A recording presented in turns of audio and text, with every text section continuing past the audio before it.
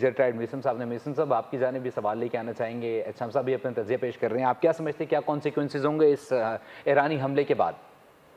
देखें जी, ये सिचुएशन थी जिसको ईरान भी हतलवसा अवॉइड करना चाह रहा था और जिसको इस खित्ते के तमाम ममालिक अवॉइड करना चाह रहे थे और जिसके लिए हर अमन लवर जो है, हर पीस लवर जो है, वो इस चीज की सामने आ गई थी और ईरान ने बड़ा वाज़ेह तौर पर ये अंदिया दे दिया था कि अब ईरान जहां भी अमेरिकन इंटरेस्ट होगा हम उसको हिट करेंगे।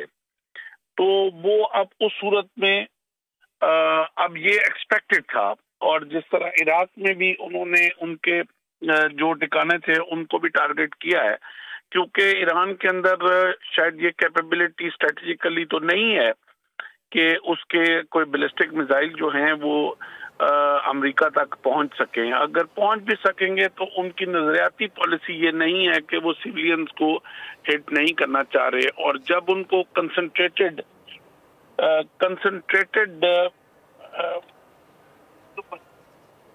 कंसंट्रेटेड उनको मिलिट्री जो उनकी कंसंट्रेशन है वो बेस की सूरत में रीजन में मिल रही हो, तो इससे ज्यादा सॉफ्ट टारगेट ईरान के लिए और नहीं होगा अगर उन्होंने अमेरिकन इंटरेस्ट को एंगेज करना है। यही चीज थी जो इजराइल किसी न किसी तरीके से ईरान को चाह रहा था ट्रैप करना, कि वो इस जंग में अमेरिका को लेके आए। कलामी के लिए इंतहाई माज़रत। सब्सक्राइब करें और बेल दबाएं ताकि कोई खबर रह न जाए।